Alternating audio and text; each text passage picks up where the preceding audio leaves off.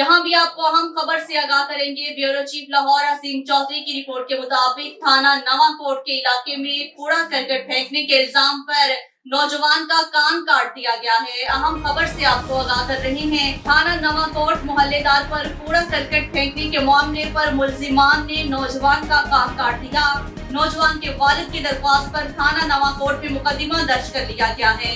अहम खबर से आपको आगाह कर रही हैं। थाना नवाकोट मोहल्लेदार पर कूड़ा फेंकने के मामले पर मुल्जिमान ने नौजवान का कान काट दिया। नौजवान के वालिद की दरख्वास्त पर थाना नवाकोट में मुकदमा दर्ज है। ताहाल नामजद मुल्जिमान को गिरफ्तार नहीं किया गया है। मोहल्लेदार कूड़ा करकट फेंकने के मामले पर मोहल्लेदारों की इतनी लड़ाई शिद्दत इख्तियार कर गई कि मुल्जिमान ने नौजवान का कान काट दिया। नौजवान का कान 2 हिस्सों में तकसीम हो गया।